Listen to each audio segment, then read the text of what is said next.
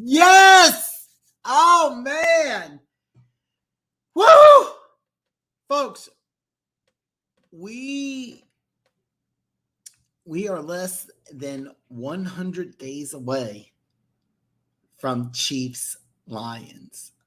Less than 100 days away. I believe the exact number is 97. So, I will actually be broadcasting the game live. I'm going to do all 17 Chiefs games live. And James, man, it is great to see you. I mean, I get this is how I start my show with James coming in strong. I love this, man. James, I will be live streaming the game.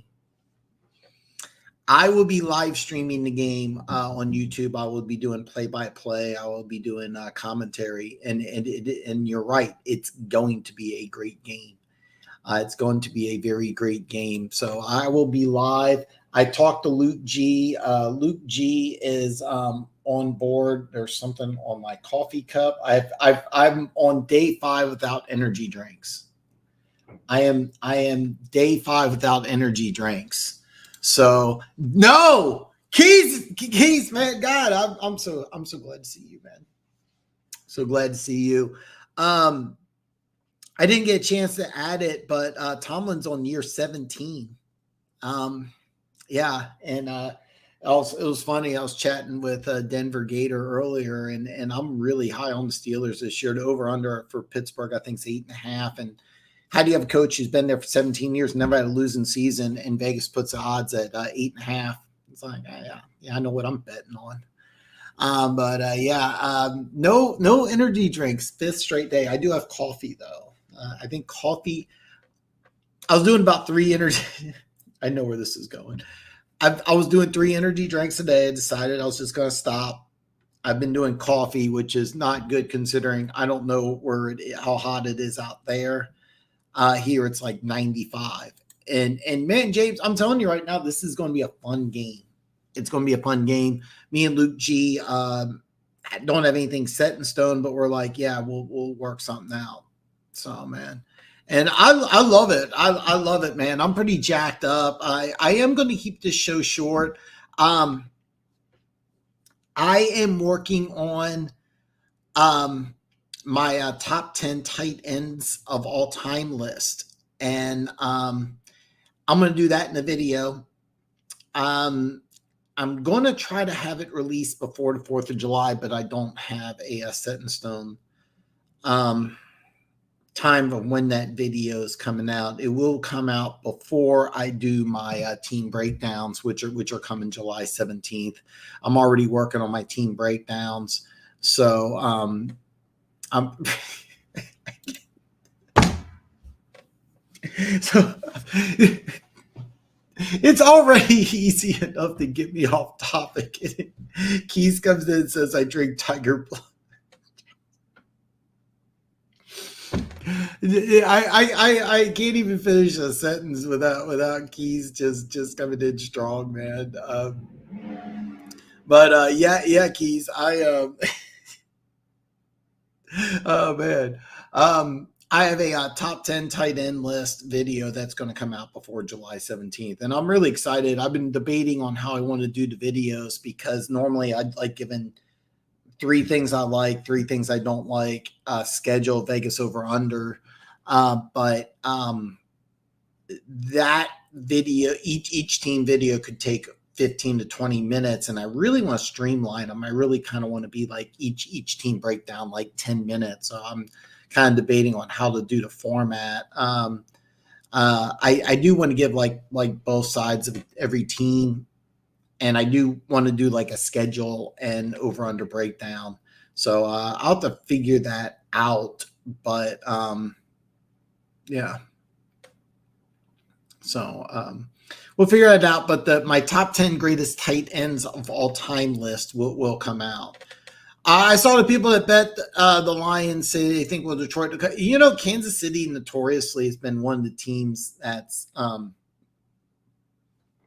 has made Vegas a ton of money because they win games they rarely cover. I think I saw something where there's maybe over the last couple of years. I remember 2020 they went 14-2, and I think covered the spread like 3 times the whole year. It was just crazy. But the Chiefs over the last couple of years have not covered the spread. And it's a big spread. I've seen 6.5 and 7. I think some places will have 6. I think action's going to go on Detroit. I'm expecting 6.5 before kickoff. A lot can happen in 97 days. A lot can happen in 97 days. There's some stories in preseason on the Chiefs side. I'm hearing some things about what's going on in training camp with the Lions. It's really exciting. I'm hearing they're putting Gibbs as a wide receiver, which is ingenious, and that's what they should do because Montgomery's going to be the workhorse back. I can tell you that right now, and I think you guys are going to fall in love with Montgomery. I mean, I think he is a slight upgrade. Now, I like Jamal Williams quite a bit, but I think you're getting a better running back in Montgomery. I watch a lot of them out of Iowa State. And he's a really good player. He just doesn't have breakaway speed. You know, this is a plotter. This is a guy who's going to get a lot of 5 and 10 yard carries. You know, he's not going to break the distance. But if you have a guy like Gibbs who's playing wide receiver more than he's playing running back, you have some things that are really, really exciting, and you have some really great opportunities to do some very exciting stuff. So I think it could be a close game. I'll be honest. I think the Chiefs could win this by double digits pretty easily, though. I'm not saying this as a Chiefs fan. I'm saying this because Andy Reid is the NFL's best coach with extra time, and he's got time. I mean, you're going to be at Arrowhead. It's going to be loud. It's going to be loud. There's a good chance it's going to be uncomfortable. Like right now, as I'm doing the video, where I'm at, and I'm going to say 25 minutes from Arrowhead. So like where I'm at now, it's not, the temperature is going to be roughly the same. Right now, it's 90 and muggy. It's like soup outside right now, and it's just been like some storms, and it's like I don't know if Detroit. I think 90 and muggy is going to have an impact on Detroit. I've seen a lot of teams from the NFC North come to Arrowhead in September and really struggle. I mean, it's icky. It's icky out there right now, and I mean that literally. It does. It feels like soup outside. Where do you see Ben Johnson using Sam Laporta? Could you use Laporta in a jet sweep? I think you can. And basically, Sam Laporta is a tight end and name only. And I hate doing this because I don't want to compare him with a guy who, I'm going to give you a spoiler alert here. My top 10 tight ends of all time will include Travis Kelce. And I'm not saying Sam Laporta is going to be the next Travis Kelce, but that's kind of how the Lions should use Laporta, is they should use him like Kelce. They really should. They should use them all over the field. You don't want to line them up and have them block linebackers. It'd be a waste. I think you can, but Key says no. I think you can. I actually think you can, and I'll be honest. I think maybe you should. I don't know about Kansas City week 1, but yeah. I think you had certain teams. Yeah, I think you should. Me and Keith disagree. But I think you can. I don't see him as the type of guy who's like overly explosive in the open field, but can you use him in a jet sweep? You could.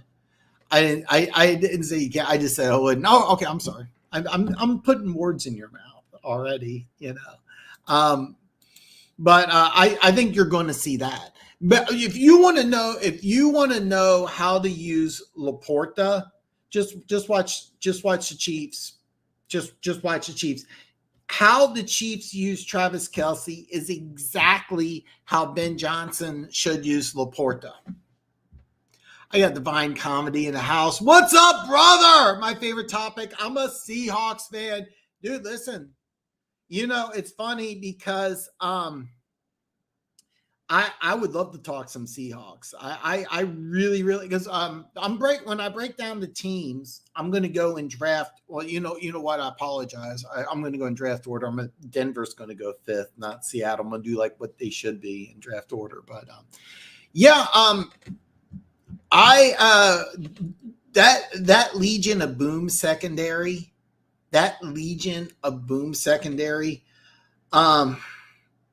oh my God, Cam Chancellor, one of my all-time favorite players. Earl Thomas probably should be in the Hall of Fame, and they're going to stop him because I don't know if you guys remember, he punched a teammate in practice, got kicked off the team after signing a big contract. But when he was with Seattle, there was a time he was the best free safety in football, and then it's funny, you got a guy like Earl Thomas, literally like sideline to sideline free safety, and then you got a guy like Cam Chancellor, who I honestly in today's game, Legion of Boom wasn't that long ago, but as teams get faster and faster and lighter, a guy like Cam Chancellor could easily be a linebacker. God, Richard Sherman. There was a stretch for about, I was actually trying to think about this because there's a stretch about 2 to 3 years. Richard Sherman was the best corner in football. It was Revis Island, then it was Sherman. And there's a gap between Sherman and Jalen Ramsey. And for the life of me, I'm drawing a blank on who that corner would be in between Ramsey and Sherman. And I'm just, I mean, I don't want to say Marlon Humphrey because I don't know if he would be the best corner in football, but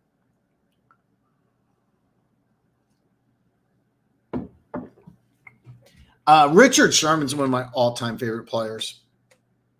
Love Richard Sherman and the rivalry that they had with the Seahawks. For those of you who don't know, Jim Harbaugh coached at Stanford. Before I think it was Stanford before he took over San Francisco, and Richard Sherman was a wide receiver turned defensive back, and Richard Sherman thought that he was going to go in the first 3 rounds, maybe in the first round, and apparently he blamed Harbaugh for telling NFL teams that this is kind of a problem guy, this isn't a team first guy, and he went in the 5th round, and he's going to be a Hall of Famer. Richard Sherman's one of my favorite players. I love Richard Sherman. A lot of people don't know this, but when Detroit beat the Packers, many Seahawks fans donated to Detroit Lions charities. Dude, Seahawks fans are awesome. I got a lot of respect for Seahawks fans. I got a lot of love for them. So.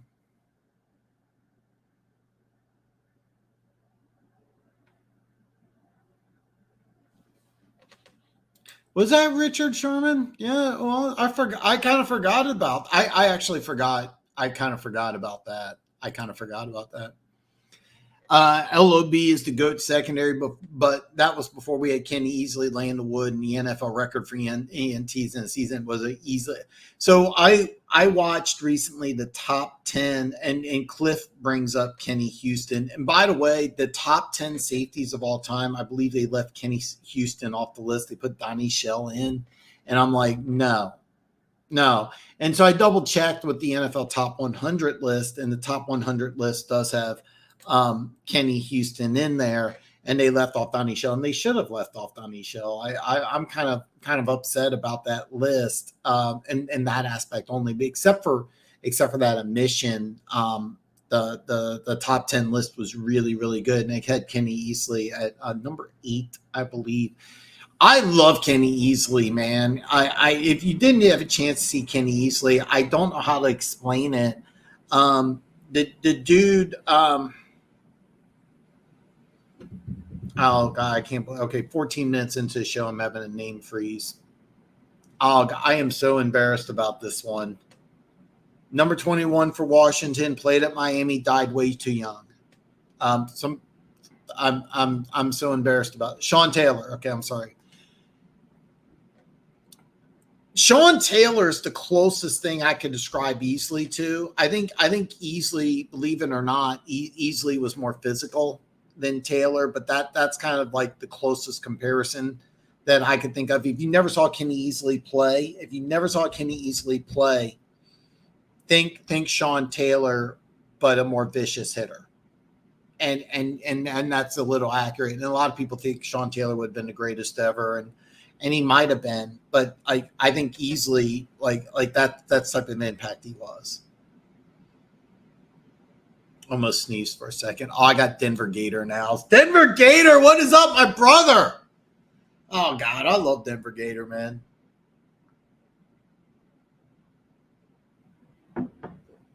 Denver Gator is chilling in Florida right now, having a fantastic time. It's funny, I'm talking about Kansas City being like muggy and soup, and he's down in Florida, so I got no room to talk.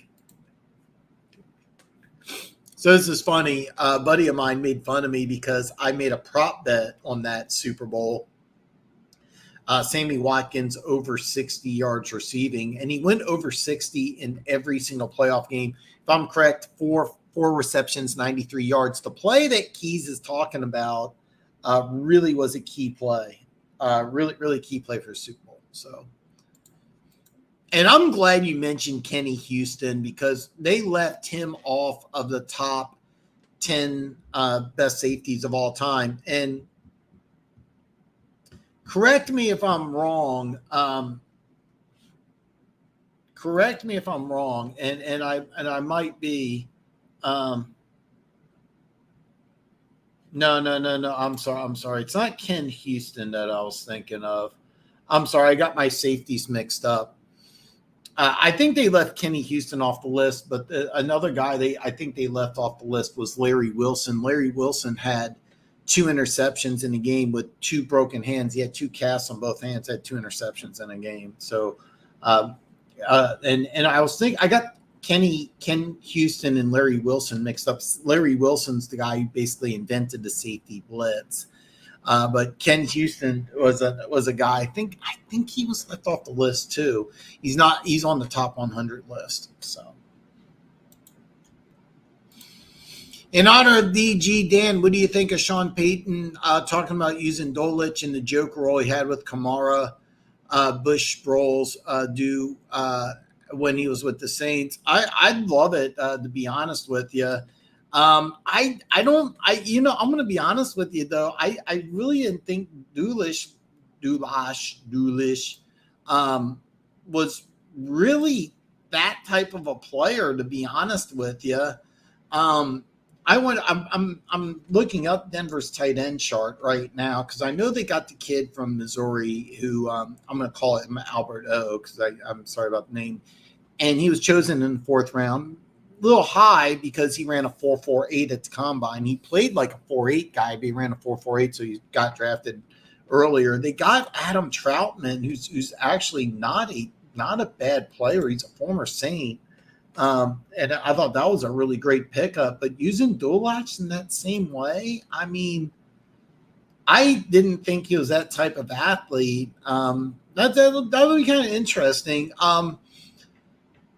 I'll be honest, I really – so when Sean Payton first became coach of the Denver Broncos, I kind of chuckled to myself. I kind of chuckled because I really thought that him and Russell Wilson weren't going to work.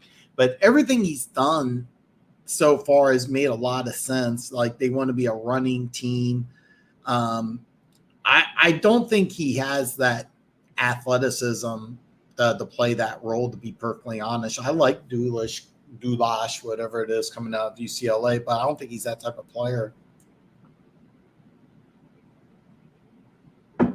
I like overpaying for the offensive line fixing. I love getting Vance Joseph as the defensive coordinator, a guy with head coaching experience, a guy who was a head coach there in Denver. I thought that was genius.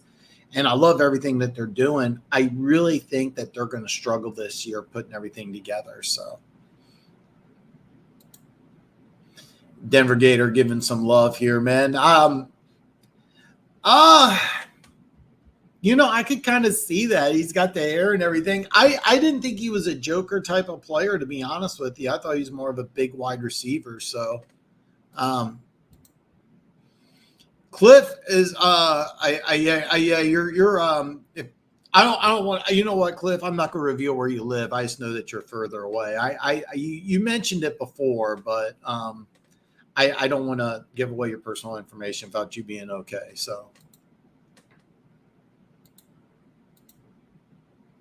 I would, by the way, like I'm going to try to fly down to Florida one of these days, or maybe drive down, visit Denver Gator.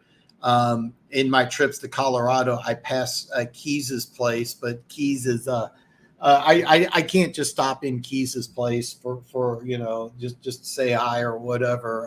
He's got a very large extended family. Hopefully, it's okay to say.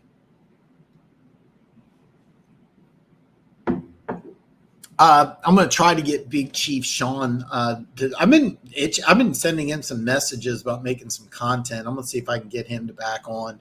I've had a lot of fun when he's on. Me and Big Chief Sean have met, and okay, I actually, to tell you the truth, Cliff, I thought you were in Orlando, and I know you went to an FAU game, which is in Boca Raton. I thought that was Central Florida. I didn't know it was in Fort Lauderdale, and I've never been to Fort Lauderdale. That's like on my bucket list. That's why, like, if I go down there, I'm gonna like hang out with a Denver Gator sometime, and I would buy you a drink as well, Cliff. I've been dying to, like, I'd love to meet you for a drink and hit the casino. I don't drink alcohol anymore, but I would buy you a drink, and you buy me a bottled water or something. We'd have fun at the casino though. We would.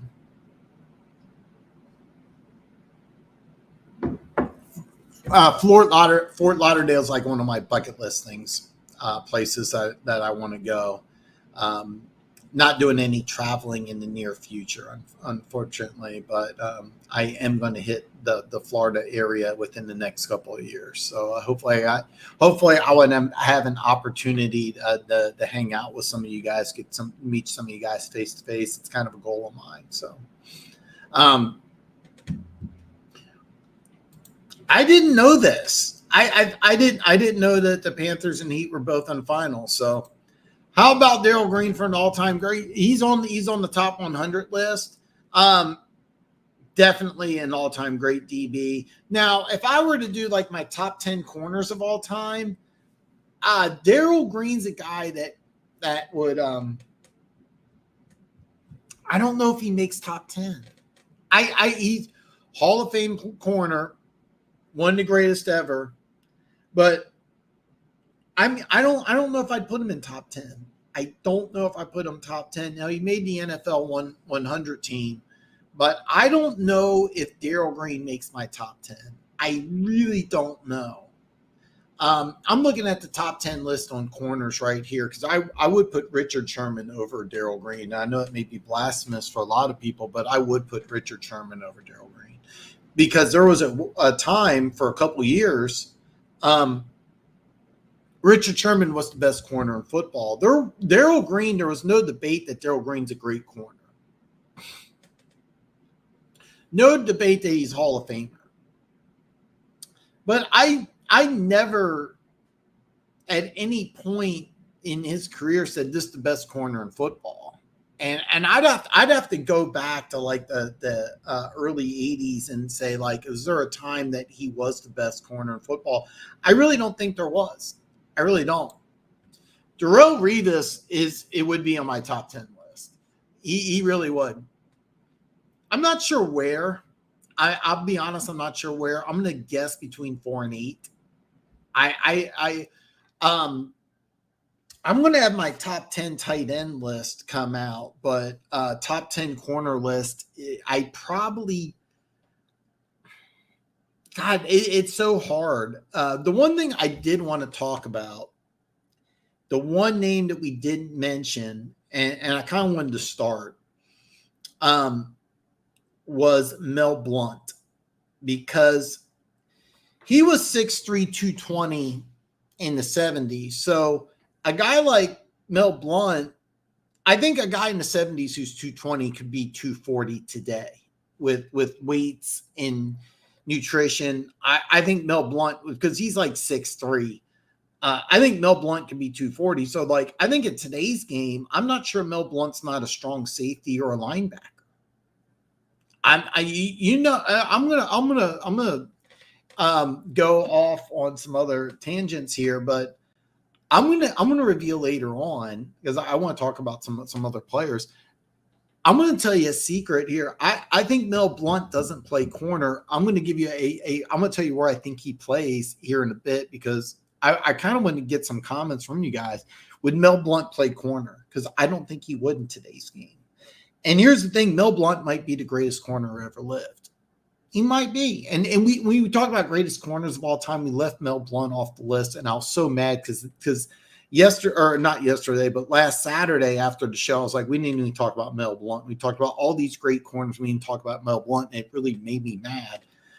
But I'm gonna tell you something. I don't think Mel Blount plays corner in today's game.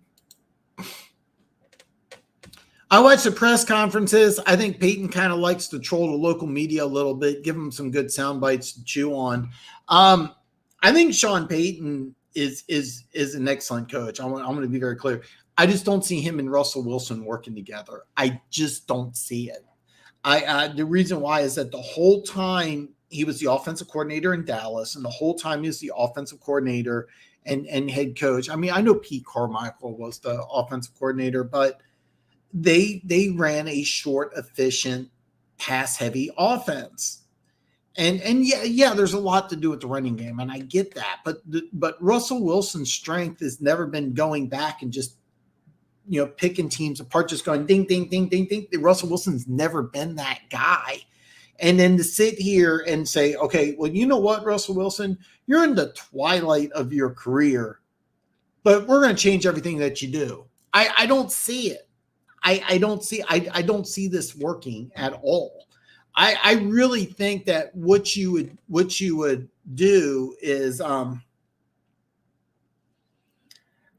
if Denver really wants to be successful, I think they got to get rid of Russell Wilson. I think they got to get another quarterback. So I want to see DG on. Dan and DG has to argue why the Broncos won't make the playoffs in 2023, and you are another AFC fan. You know what? I would do that because I really don't think they're a playoff team. I really don't think they're a playoff team. And yeah, and I can easily debate Keys. I could be a terrible guest and simply just say I don't think they're a playoff team.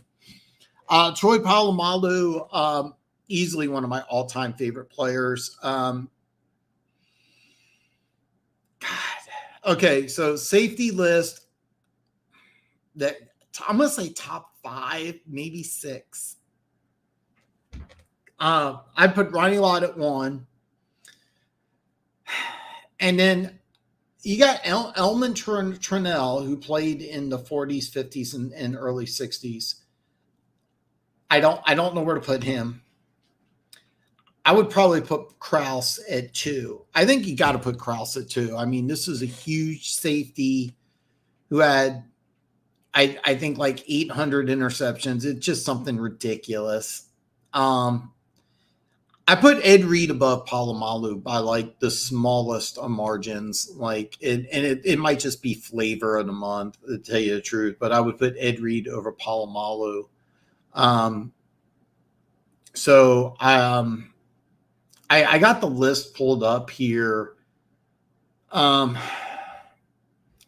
could go 4. You know what? I'll probably go 4. And here's the problem: is a guy like Charles Woodson. I don't know if I would call him a corner, if I would call him a safety. I love Woodson. I think if Woodson played safety his whole career, like he might be maybe a top 5 safety. But I mean, Charles Woodson's one of my all-time favorite players. But Polamalu, without doing any research off the top of my head, maybe 4, maybe 6, somewhere between 4 and 6, below Ed Reed, below Krause, below Lott, and then I don't know if I'd put Wilson, Houston, and Tunnel over him, but I would put Reed, Krause, and Lott over him. And Polamalu is one of my all-time favorite players. I love Polamalu. Funny, I grew up in Florida Heat for years and moved to Denver. Got some love for the Nuggets, so I might actually. Is it Nuggets and Heat? Really? That's kind of cool. I don't watch any. I have no idea what's going on. It's funny. I'm actually going over 2024 draft stuff. This 2024 draft is going to be awesome.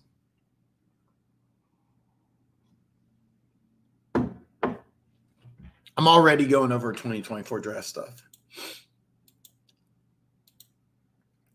Dan, thoughts and rumors of Tom Brady being part owner of the Raiders and being it was funny. I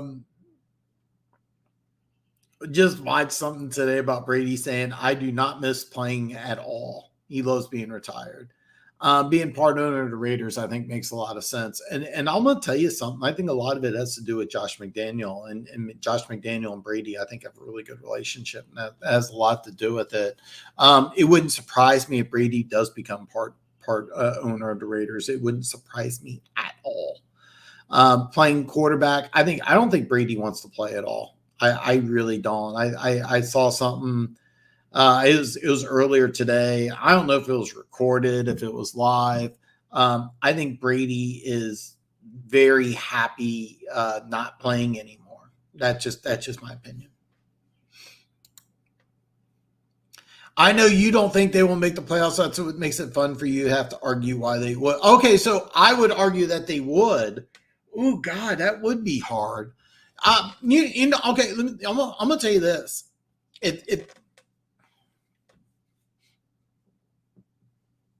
Excuse me. If Denver was in the NFC, they would probably get that 6-7 spot. But in the AFC, I just think they're too loaded. I'll give you an argument why they would is if the Raiders are a disaster and the Chargers do Charger things and they're able to squeak out 3 to 4 wins. All streaks come to an end. Let's say they beat Kansas City for like the first time. Was it 8 years? 9? If they can go 3 or 4 wins in the AFC West, let's just say they go 4. That's the only way they do it. But they would have to have 3 or 4 wins in the AFC West. And it doesn't sound hard. I mean, 3-3, 4-2, but I mean, they haven't beaten Kansas City since 2014. So that's the only way it would. Dirty Chiefs fans hate this guy, and I have no idea why, but I actually like him. I think he's still with the Saints. Dirty Dan Sorensen, number 1 DB of all time. I could never say that with a straight face, but typing it doesn't matter. I think it has a lot to do with Brady wanting to make Raiders better, competent to try to stop Mahomes and the Chiefs from winning Super Bowls. I never thought of it, but it kind of makes sense in a very bizarre way. I heard this story on, I think it was LaShawn McCoy, and the year that the Bucks won the Super Bowl, the Bucks beat the Breeze and the Saints, and he was talking about, because I don't know if you remember this, but after that game, Brady's playing catch with Breeze's kids, and Brady and Breeze were talking, and he knew it was Breeze's last game, and apparently, like after all that, he went in the locker room and he's like, I got his ass. Like he reveled in the fact that he sent Breeze into retirement with that L. And he might feel that way. I don't think so, but he might. I mean, he's a competitive dude. I also think the rumors are silly. He would have to get all but 8 owners to vote in favor of it. There's 15 AFC teams with good reason to vote against allowing Brady to be part owner, and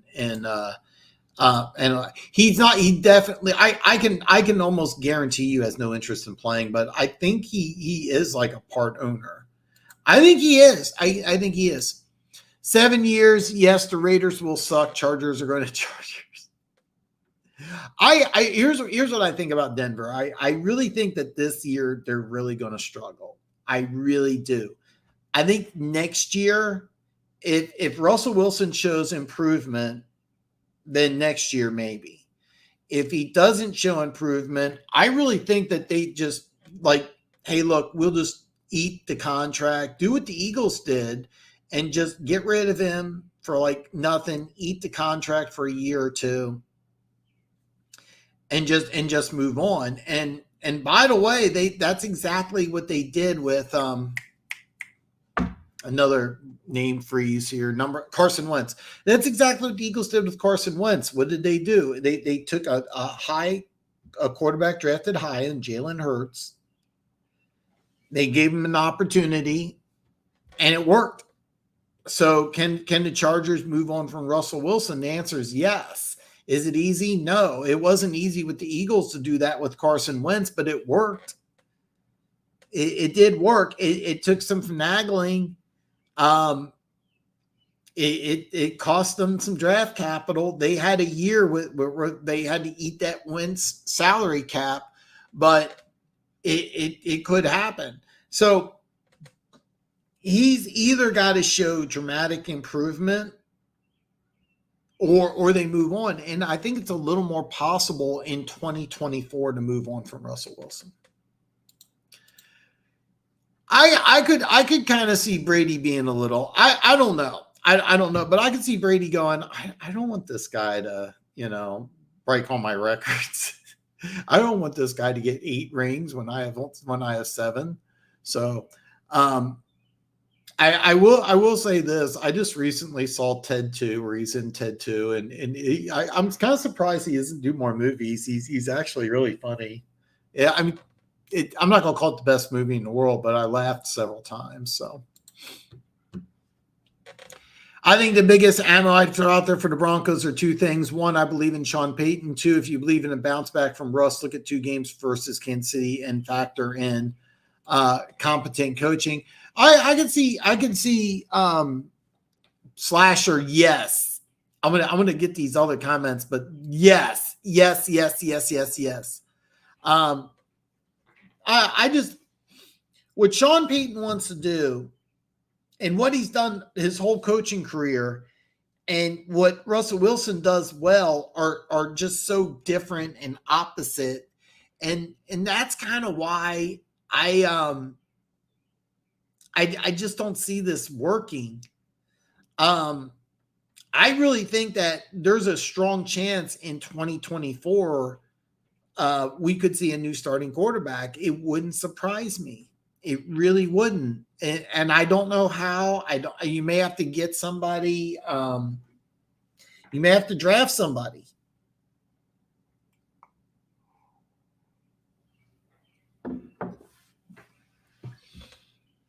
I'm just going to say this, drinking, like my coffee's warm now, but drinking like coffee that's hot or warm when it's like 95 degrees out is a little weird. So I don't hate Dirty Dan. He had some great seasons and some clutch moments in Kansas City. Coaching staff just kept them too long. A lot of Chiefs fans hate the guy, and I never figured out why. I always liked Dan Sorensen because this is an undrafted rookie free agent who played on special teams. And the problem is that when he got elevated into a bigger role than what he was supposed to be in, then he was kind of exposed. But this is a guy who should have just been a core special teams player and like the 3rd string safety linebacker. And when the Chiefs kept on using him more and more, and he started a few games, it's like no, that's not it. But I love the dude, and he has a great name. So I mean, Slasher, I am very, very happy to see you, and I do want to see your top 10 cornerback list because we talked about great corners last time. We left Mel Blount off the list, and I'm gonna say it now. He was 6'3", 220 in the 70s. He was actually bigger than Jack Ham and weighed more than Lambert. Lambert was like 6'4", 6'5", but he played at 215. Mel Blount was 220. And I think in today's game, I think he could be 235, 240. I think he could be a strong safety. I think he'd be a middle linebacker. But I'm going to tell you this. You know what position he would play in today's game? He would be a wide receiver. He would be like DK Metcalf or AJ Brown. He would play receiver in today's game. He would be 6'3". He'd probably be like 230, and he would be a wide receiver. He's that good of an athlete. In the 70s, where offenses are more run-related, he just beat the shit out of wide receivers. They changed the rules. And then in 1978, after the rules changed, he led the league in interceptions. I think he would be a wide receiver in today's game, and I think he would dominate. I think he would be who would you consider to be the best wide receiver in today's game? Would it be Cooper Kupp? I mean, he was 2 years ago. I don't know if he is now. Justin Jefferson. Okay. Oh God, Justin Jefferson's really good. God, I was like, I don't know. He would be seriously. I think Mel Blount in today's game. I think he would play offense, and I think he would be dominant. I really do. I can't tell you how much I love Mel Blount, and it drove me nuts because I was looking at the top. Like if I did do a top 10 cornerback list of all time, Mel Blount's top 5. I mean, I'm not really sure. And I really do. I really do. I think he would play wide receiver today. I'm not saying Denver will win, just saying those would be my two biggest. Yeah, I mean they are. I don't think Peyton and Wilson is going to work. I have no confidence in that. Denver also had a lot of offensive injuries, and last year they really did improve their offensive line. And this offense really, here's the drill. I really think that this offense needs to revolve around Javonte Williams. If he comes back and he's healthy and you're able to just get you really need to get like 350 touches out of this dude, which is a lot coming off of an injury. And then they could have a really good team. I think Javonte Williams has all the tools to be one of the best running backs in football. Denver Gator says last year was a shit show. Hackett and the staff except Evero were starstruck and way over their heads. Hackett went to the Jets to let Rodgers run the offense this year. Russ will be much, much better or he's out. And I agree. And I also think that there's a strong possibility that he's out. I think that might be the move. I think the move is going to be like they're going to try to work it out, but I could easily see Sean Payton just saying, look, I need somebody different. And I could see them going in another direction in 2024. And if they go in another direction, then I would be like, you got to watch out because this Broncos team, I really think that this team has a lot of talent. I just don't like the Peyton Wilson mix. I think it's terrible. Yes, Spags kept putting him in the box and rolling him to deep halves. He never had that. Exactly. Really, what the best position he played was what they used to call the big nickel, where he would play linebacker. And that was really his best position. Like the closer you kept him to the line of scrimmage, the better.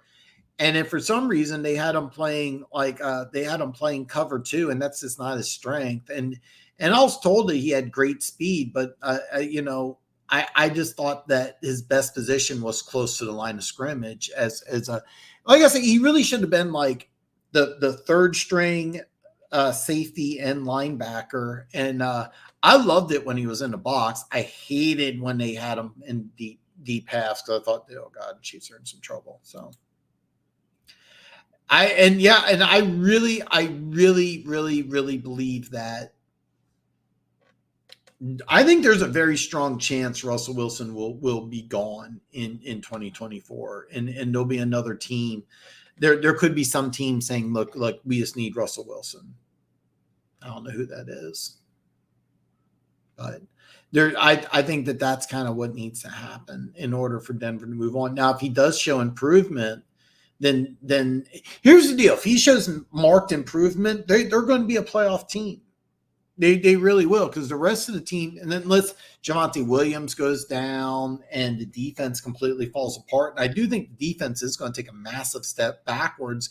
This is going to be a third straight year they've had a new defensive coordinator, so you have to take a step backwards.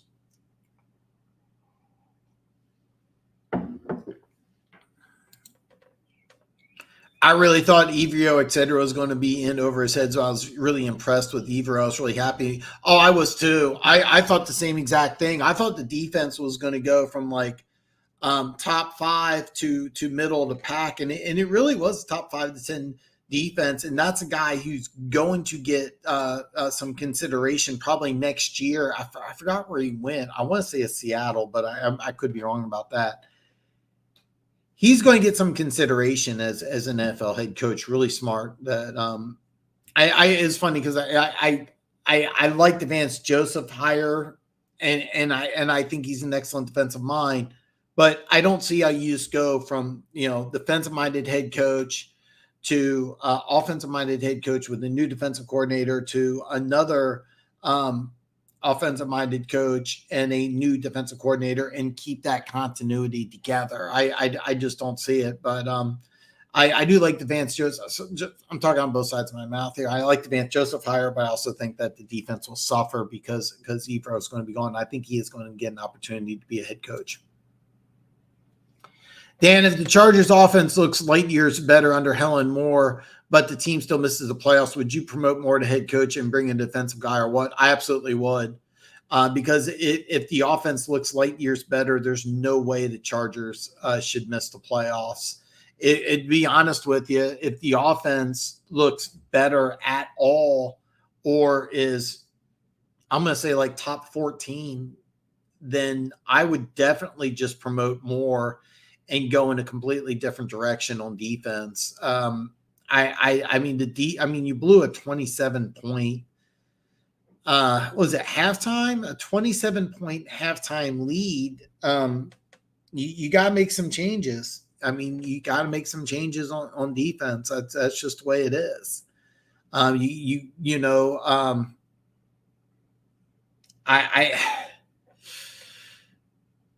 mean, they get, remember they gave, what was it?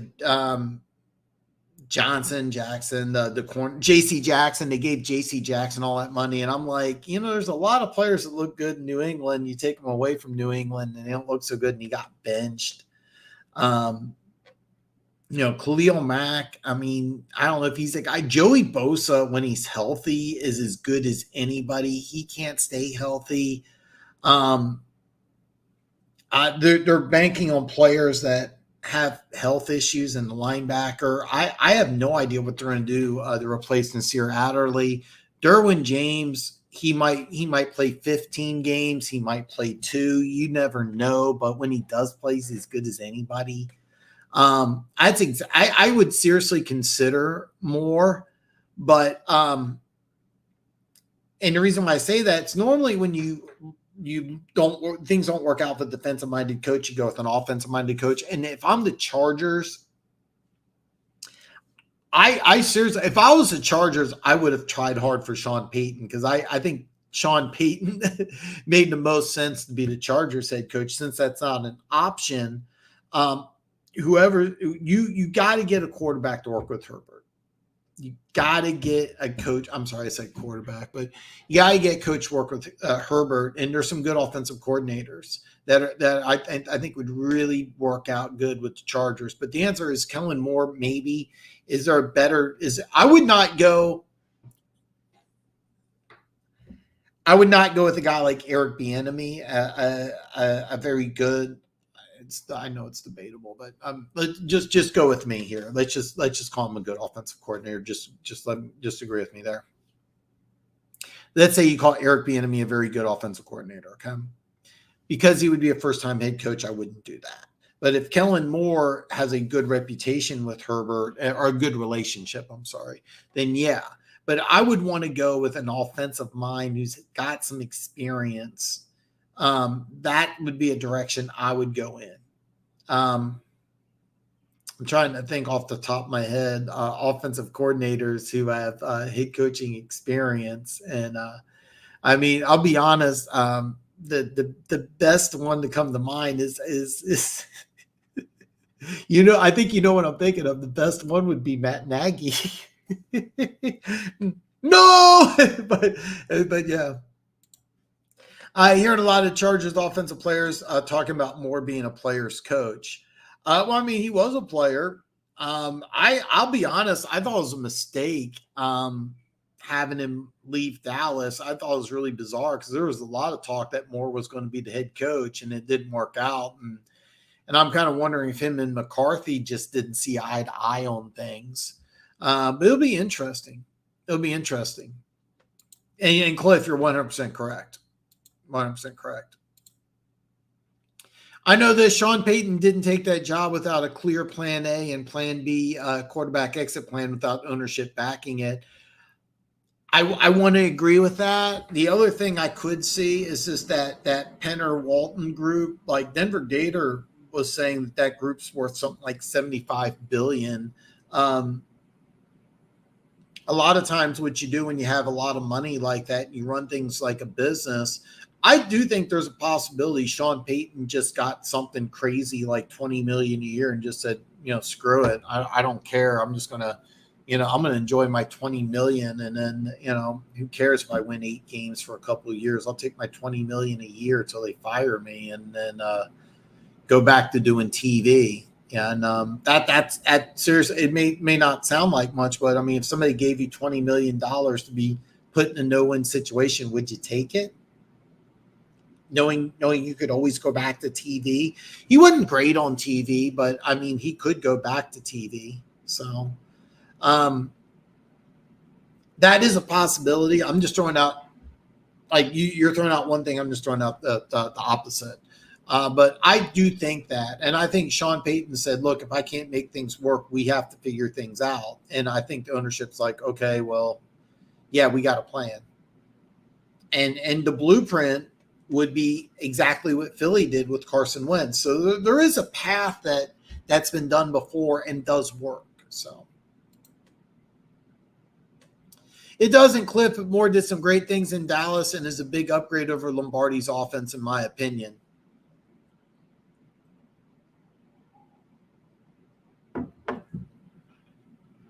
I think he could be. I kind of question if, I kind of question, is it Staley or was it Lombardi? And I know that there's a lot of Lions coaches that told me Lombardi's off. He's just a terrible offensive coordinator. And I've heard that around the league. But when I look at Denver, when I look at the Chargers, and I saw a 27-point blown halftime lead, I didn't sit here and go, wow, the offense. When I watched the Chargers play, I didn't really question, is the offense the problem? I looked at the defense. I remember they gave J.C. Jackson all that money. They benched him before he got injured.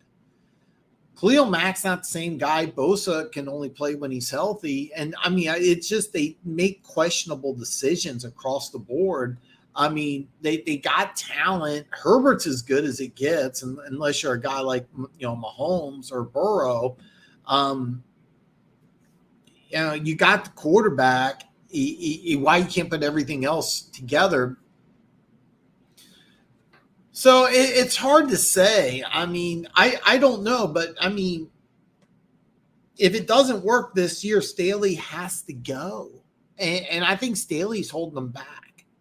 And the perfect guy for the Chargers took the Denver job. I'll be honest, the best name, let's just say things are mediocre and Kellen Moore doesn't work out. The number one name on my head coaching list for 2024 would probably be Matt Nagy. And I don't think the Chiefs would let him go without a fight, but I mean, it would be hard, but I mean, and I'll be honest, if I'm the Chiefs organization, if the Chargers approach Nagy, I would be like, Andy Reid's, 69. Andy Reid likes a lot of cheeseburgers. Yeah. Any reason I'm getting any younger? I mean, if I'm the Chiefs organization, I would be prompt because I think Nagy would be the perfect fit to be the Chargers head coach. So hopefully Chargers fans aren't listening to this, but that would be my number one guy. In this case, players coach means listening to input from player and tailoring the offensive ability of the players instead of forcing score pegs. See, I didn't really feel that way about the Chargers offense. I kind of felt that way about the Chargers defense. So I know it's top 10 DBs, but I want to show my love for one of my faves, Barber's first half 20 interceptions. Oh, dude, seriously, Rondé Barber, oh God, he probably doesn't make my top 10. Probably doesn't make my top 10. But man, God, is he good. He would get an honorable mention. Oh, what a great list. By the way, this is a great list. Slasher top 10 corners. This is just a fucking yeah, dude, this is a great list. Deion Sanders, great call for number one. Champ Bailey, one of my all-time favorites. Yes. Mel Blount, number 3. Yeah. Darrelle Revis, 4, very good. Woodson at 5. As a corner, 6, Darrell Green, Hall of Famer. Asante Samuel at 7 is great. Underrated player. Just really, really good. Very underrated. Great call. Stephon Gilmore, that was a name I was drawing a blank on. Best corner in football for a couple of years. Great call. Ty Law, his time with the Patriots, one of the best. Richard Sherman. I might put Richard Sherman higher on that list, but that is a great list. That is a very great list. Great list. I would put Mike Haynes on the list. I might put Sherman a little higher. I would actually substitute Charles Woodson for Rod Woodson. Because I think Woodson's best years were when he was with Green Bay as a safety. But this is a great list. This is an A+ list. When I if I do a top 10 corner list, and I would put Dick Night Train Lane in, but I get why you didn't. This is a great list. If I do a top 10 corner list, I really, really, really, really want to use this. So I'm saving this. This is oh guys, hold on here. Just in case, because I go through and I delete things. Give me 1 second, guys. I apologize. I mean, this is just I really oops, sorry. Bear with me here. I won't let me copy and paste this. This is just really good. I'm gonna have to. I don't want to take any more time here, but I got this list started. I really want to save this for later. I just think it's going to be hard for any team not winning the AFC West to also make the playoffs this year. We'll see. It's early and games aren't played on paper, but the East. Yeah, I know. I mean, I know. I really do. It's just, I mean, I could see all. It's kind of funny. I really could see all 4 teams from the AFC North making the playoffs, because I really think that 3 of the teams got better, and the Bengals can make a really strong case that they were just as good as Kansas City. Just 3 starters on the offensive line. It's kind of hard to win at Arrowhead with losing 3 starters, and I get that. I seriously, you got 3 teams that got, I think, significantly better. I really do. I nobody's talking about Pittsburgh. They got better. It's kind of funny. There was a list of it's just on Twitter. Keys, I should have forwarded it to you because I think you would like it. It was like 9 crazy things that would happen this year, and it started off with Sam Darnold winning a Super Bowl for the Niners, beating the Jets, and it said what will most likely going to happen. It was like 9 goofy things. 3 of them made sense. Justin Jefferson going for 2,000. I forget the other one, but the most likely I put was Myles Garrett winning defensive MVP. God, if I get a chance, I'm going to forward that to you. I didn't make up the list. It was something. Normally, I don't like goofy things like this, but it was kind of fun, and I was kind of surprised because I thought it was obvious it was Myles Garrett, and nobody else had that. I'm like, what are you guys thinking? But dude, this seriously is a great list. This is just a fantastic list. I love it. I really, really do. And I don't have a top 10 corner list of all time, but I was so mad that we talked about great corners last year, and we left out Mel Blount, and I was just like, I don't God, I can't believe I did that. I was so mad. So I was just like, we're going to talk about great corners. We're going to talk about great safeties, and I got to bring up Mel Blount, but I think today Mel Blount comes out today. He plays wide receiver.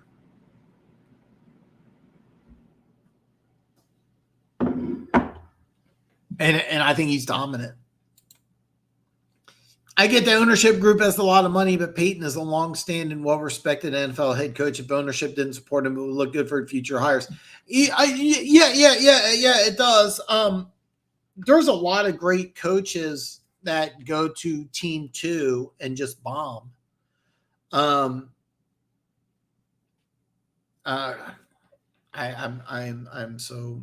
so embarrassed. I can't believe Hank Stram. I'm sorry.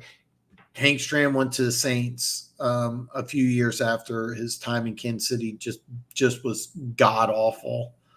I mean, there's examples. Bill Belichick, Don Shula, Andy Reid. But there's a lot of coaches that have had Hall of Fame careers that didn't do well. Jimmy Johnson, who really should have been in the Hall of Fame much sooner, but I mean, he didn't. It was kind of a bad situation in Miami, to be honest. But I mean, I with that pocketbook, it's going to be attractive. But a lot of times when you're a business and you don't have a sports background, you try to run it like a business, and it really doesn't work. The owner for Jacksonville, that's what he tried to do in his first couple of years. It was just terrible. Then he tried to hire the people that did the Moneyball method in baseball, and they tried that method, and that was a complete disaster. And then he started hiring competent NFL executives and let them have their free reign. And well, they went to a AFC divisional game after having the first overall pick. So, do you really believe Peyton took the job for a check and a hopeless? No. I'm saying there is a possibility he did that. Because I remember there was an interview where he says, like, I wouldn't want the Denver job. And then he takes the Denver job. I really thought that if Peyton belonged anywhere, it would be in LA with the Chargers and Herbert. That just makes sense. That just makes the most sense. But could he have done this? I think it's possible. I'm gonna tell you something. I mean, you have to realize the guy's probably a multimillionaire anyway. But if you were offered, I'm just making up numbers because I don't know. Let's say you made $5 million a year to be head coach of the Saints. Tom Benson's a generous, well-respected owner. Let's just say $5 million. Okay. No, you know what? Let me do this. Let me do this. Let me go. Let me go 10. Probably did make 10. Denver offers you 20. And you can fall back on TV contracts, which probably $2 to $3 million a year. Would you do it even if it was a hopeless situation? I'm saying I'm just throwing that out there. I'm just like Key said one thing. I'm just counterbalancing, and I'm just saying, okay, your point makes sense, and I agree with you. But could you also go into a hopeless situation and say, hey, look, I'm just going to take 20 million for a couple of years, and so what? It doesn't work out.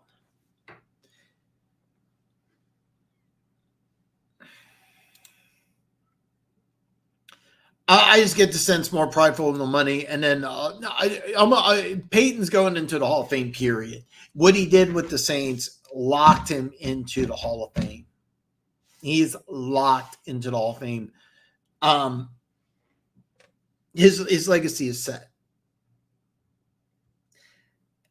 What happened, by the way, if you're not aware, look at what Hank Stram did with the Saints the last couple of years of his career. And it's horrific. It's terrible. And Hank Stram's still considered, the NFL did like top, it was a long time ago, but top 20 coaches all time. I think Stram was 16, despite of having a really bad ending. Jimmy Johnson in Miami didn't end well. But he's in the Hall of Fame no matter what. I'm just throwing it out there that group has 70 billion. 25 million a year is like me or you throwing away pocket change to a bum.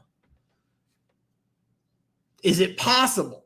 That's all I'm asking you is to say, is it possible Peyton looked at that job and said, it's not, I don't think this is going to work, but I'll take my 20 million for a couple of years.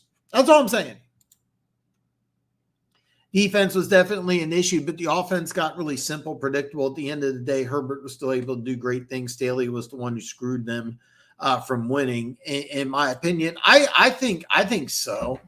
I think so too. Good job, Slasher. You just replaced Dan Script. That is such a great list, man. I did not make a top 10 list. I'm working on a top 10 tight end list, and I don't have it. But I'm going to come out with the video before July 17th. So, dude, please do not apologize. That was just fucking gold. Dan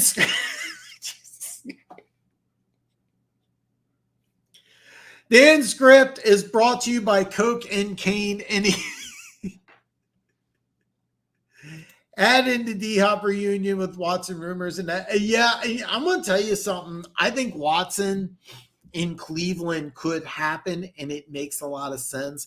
And the reason why I love it is because nobody talked about it, but Elijah Moore got traded from the Jets to Cleveland, and he's exactly what the Browns needed. He's a smaller guy, 4'3" guy.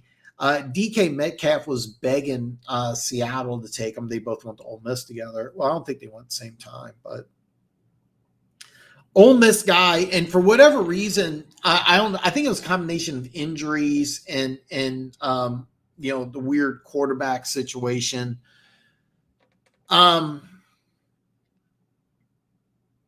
Elijah Moore is a guy that if you're in a fantasy league and like 14th, 15th round, like you take Elijah Moore. He's a guy I think that could really be a big time threat. And I'm not saying he's going to be like 80 catch, 1,200 yard guy, but you got a guy like Amari Cooper. If you add DeAndre Hopkins to that, you got two legitimate number one wide receivers. Now you got a slot guy who's got unlimited potential that's an afterthought. David Njoku is a guy. If I had to rate tight ends on athleticism, Njoku may be number one. This was an ACC high jump champ. Not Miami, ACC high jump champion, a tight end high jumping over 7'1". That's pretty tough, man. He's starting to get things turned around.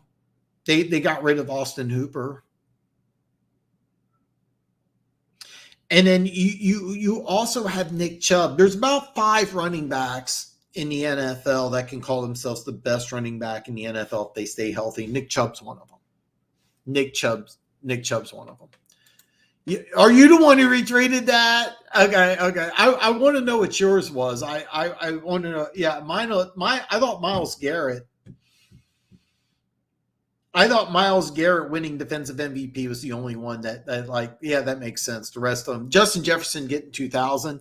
Okay, I don't think he gets 2,000 because of the draft pick. They drafted Jordan Addison. I think he's going to eat into that quite a bit. I think Jordan Addison's going to be a pretty good player, and I think he's going to be a pretty good player right away. It wouldn't surprise me if Jordan Addison has the 1,000-yard season this year. Safeties would be a little tougher, but top four would definitely be Lott, Reed, Dawkins, Paulo. Oh, God, we didn't even talk about Brian Dawkins yet. Oh, God. I'm gonna argue Paul Krause needs to be on the top five. Paul Krause, NFL leader in interceptions, phenomenal tackler, just A+ player, 6'3", like 220. Back in the 60s and 70s. Just keep in mind, if you want to downgrade him because he played with Purple People Eaters up front, so quarterbacks were just running for their lives, and he just played center field. But I mean, the dude could be a box safety. It's just that he kept on getting all these picks. Why would you use him wrong? And that's a lot of credit to the Minnesota Vikings coach Bud Grant, just using talent correctly, because They traded for him in Washington. I forget why. There's a reason behind it. And he's like, he goes, look, I know you can tackle, but I got the Purple People Eaters up front, so just play center field and intercept a bunch of passes. And, yeah. Atwater, definitely. Lynch, I want to say maybe he would be 9 or 10. Atwater would make my list. Lynch might be excluded. Ken Houston definitely, and Leroy Butler is a guy that, oh God, I love Leroy Butler. I might have to bump Lynch from the list to put Butler in there. Love Leroy Butler. Love Leroy Butler. I absolutely love Leroy Butler. Larry Wilson's a guy that I would put a lot higher on that list. I don't know if Lynch. He might not. I would be a tough one. That would be a tough one. Stram had 5 double-digit win seasons. 3 of his first 5, he wasn't above 500. Outside of year 4, span 4-3 wins. He had a lot of 5, 6, 7 wins, but 2. No, exactly. And I mean, don't get me wrong. Jimmy Johnson did make the playoffs with the Dolphins, but there's been a lot of coaches that can't recreate success, and it didn't keep them out of the Hall of Fame. And I mean, you got they're kind of similar coaches in a way. I mean, polar opposite physically. But you kind of get my point. I'm just saying I seriously think that he could go. I mean, let's just. I mean, what's worst case scenario? 5-12, 4-13. Like everybody gets injured. That's worst case.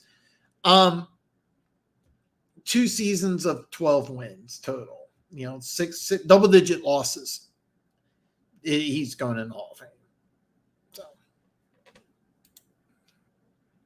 1971 onward, his win totals decreased every year. Yeah. And he ended up on TV. I heard he was pretty good. He just didn't like it. That's what I heard. So back in the day, they used to highlight hardest hits by the safeties and linebackers, dude just laying down wood. I love that. I love those clips, man. I love those clips.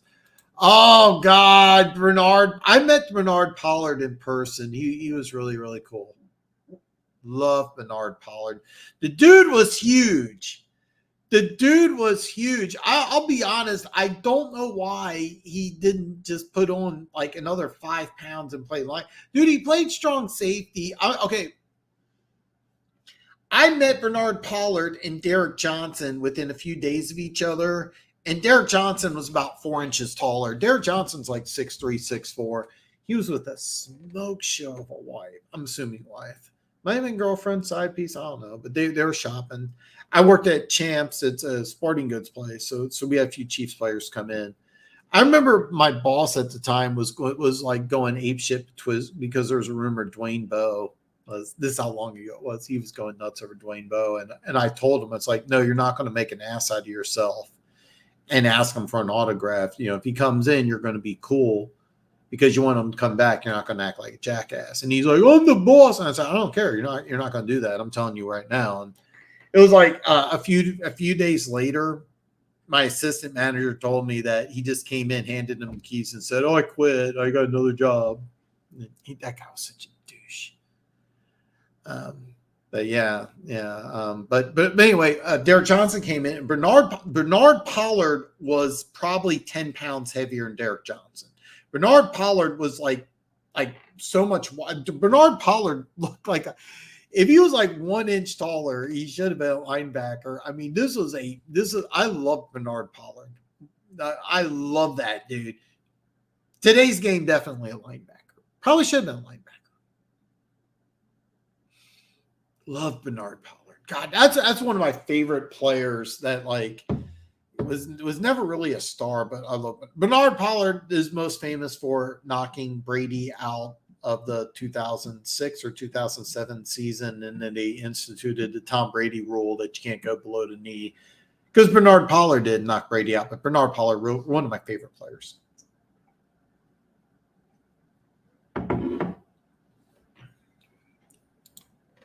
Yeah, Bernard Pollard was a thumper. He was a thumper. We had a safety in early 2000s, Greg Wesley. He was a thumper for a couple of years. But, oh, God, I love Bernard Pollard. Oh, God, I absolutely love this dude. It was funny. We drafted Bernard Pollard in the second round and a guy named Jared Page in the 7th. And Jared Page looked like he was going to be a star. And for whatever reason, he was traded or cut or what. I thought he was going to be a star after, like, I think he was drafted in the 7th round because he was going to play baseball. Last second, he decided he was going to play football for whatever reason. I want to say Philly or something, and like played in the NFL for a couple more years. Page was out of UC, yeah. And I think that was that he was really good at baseball, and everybody thought he was going to play baseball. So Chiefs used the 7th round pick. Really good player. Started day one as like 7th round pick, and then for whatever reason, this was in Herm's defense where the safeties, were Herm wanted to play that Tampa 2 defense, so they wanted big physical safeties. Well, Page had the athleticism of free safety, but he was like 220, 225. I think when Herm left, like the Chiefs just wanted to go in a different direction, if I remember right. I think he ended up Philly for a couple of years, but after he left KC, I heard Brady Killer, Patriot Killer. I heard a few different nicknames. He had some good years in Baltimore. To be honest with you, even though he didn't play that long ago, I just remember meeting him, and I remember, like, I met Derek Johnson a few years ago, and I'm telling you, the dude was heavier than Derek Johnson. Like, I'm telling you, he was like he should have been a linebacker, just short linebacker. But I mean, God, I love Bernard Pollard.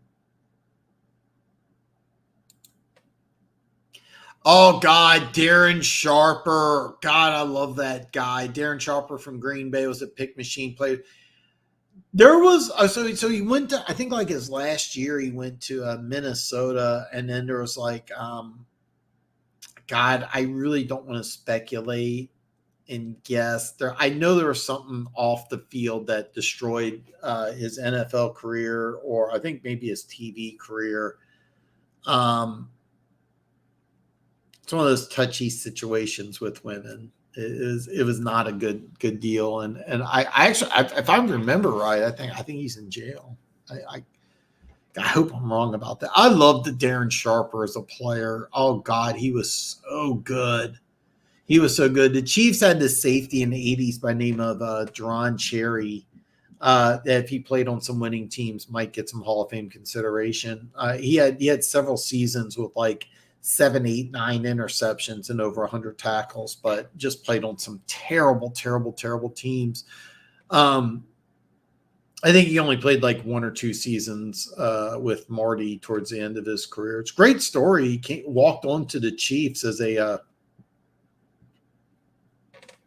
free agent punter, and then just took some reps at safety because he did play safety, and just started and played on some terrible, terrible Chiefs teams in the 80s, but had Hall of Fame statistics.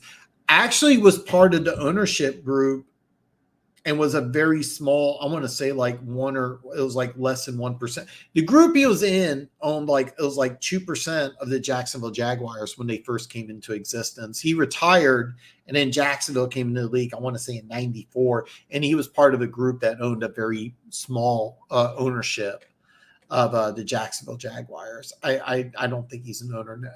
I'll bet money he's not an owner now, because the owner of Jacksonville came in. I can't think of his name off the top of my head. I think he has 100% ownership. He's done a fantastic job with the Jaguars too. A plus job. Yeah, exactly. I think his plea deal ended him in jail for a couple of years. He may still be in jail, but yeah, I mean, yeah, it's like when you mentioned OJ Simpson, like the 6th or 7th thing you talk about is, oh, what a great running back with the Bills. But as a player, Darren Sharper, one of my all-time favorite players. Darren Sharper, Leroy Butler was another guy. It was kind of funny because I remember Bobby Bowden recruiting him, and apparently he grew up in some bad neighborhood, and one of his assistant coaches talked Bobby Bowden into coming to, and the rumor was that Bobby Bowden looked at his assistant coach and was like, this guy better be a good damn player for you to bring me here. And he ended up being an All-American, so it did work out. But apparently on a recruiting trip, Bobby Bowden was not happy. I can't remember. I don't know if it was either Florida. I want to say he was from like LA or anyway, it was a really bad neighborhood, and Bobby Bowden was not happy. And he told the assistant coach, he's like, this guy better be good. And he was. All right, Potes, Peeps, I'm out. Much love. Hey, Denver Gator, man. It's good to see you. I said I'm going to wrap this up, make this a short show, and we'll probably tap out here with you. If anybody has any final questions or remarks, my big thing about talking about defensive backs is I wanted to talk about Mel Blount, in that I wanted to talk about him in last week's show. I'm embarrassed to admit. And I also want to say, I think if Mel Blount played in today's game, I think he would be a wide receiver. I think he's that good of an athlete. I think he's that good of a player. And I think he would be a Hall of Famer today. I think he would be among the elite wide receivers in the National Football League. I think he would be top 3 or 4. I think he was that good. And I mean, he's phenomenal. Dude, this is great right here. I mean, I don't have my top 10 list. This is a great list. I don't have one. I don't have a top 10 safety list either, and I should. It's a damn shame. One of my favorite players. One of my all-time favorite players. Another one of my all-time favorite players, not in the Hall of Fame, but he should be, is Albert Lewis. I'll keep banging the drum. So the NFL Network had a list of top 10 corner tandems of all time. Albert Lewis and Kevin Ross made the list. And Kevin Ross is a really great corner in his own right. Just Albert Lewis is better. Albert Lewis, if the Chiefs in the 80s weren't so bad, Albert Lewis would be a Hall of Famer. The Chiefs actually had a year where all 4 of their starting defensive backs in the 80s on a losing team, all 4 of them went to the Pro Bowl. They had Deron Cherry, they had Kevin Ross, they had Albert Lewis, and I'm drawing a blank on the other safety, but he made the Pro Bowl. But Jerron Cherry and Albert Lewis had Hall of Fame caliber careers. Kevin Ross almost late in his career, he switched to safety for the Chargers, had some really good years. He might get some Hall of Fame consideration if he had some rings. But really good players. Thanks. I'm a bigger fan of defense and offense, so I take pride in it. Yeah, I really, your list is great. I told you what I disagree with it on it, but I don't have a top 10 list of corners, and I should. I'm working on my top 10 tight end list, and I'll have a video out. I want to tell you in a few weeks, but I will have it out before I start doing NFL breakdown. So my top 10 tight end list of all time is coming. So I got One Pride 40 in the house. You know, One Pride, I apologize because I wanted to keep it short. So I was kind of just wrapping up. I wanted to talk about great defensive backs of all time. We didn't talk about Mel Blount. I think in today's game, I think Mel Blount would play receiver. I really do. And if you had to give a list of the top corners of all time, I should have just Mel Blount should have been one of the first 2 or 3 names out of my head. So I could be your co-host for your men's self-improvement channel. Yes, I would love that. And so here's the deal. Me and One Pride were talking back and forth. And one of my future projects is I want to create a channel for men's self-improvement. Now, keep in mind, this channel's for everybody, but the majority of people here are men. And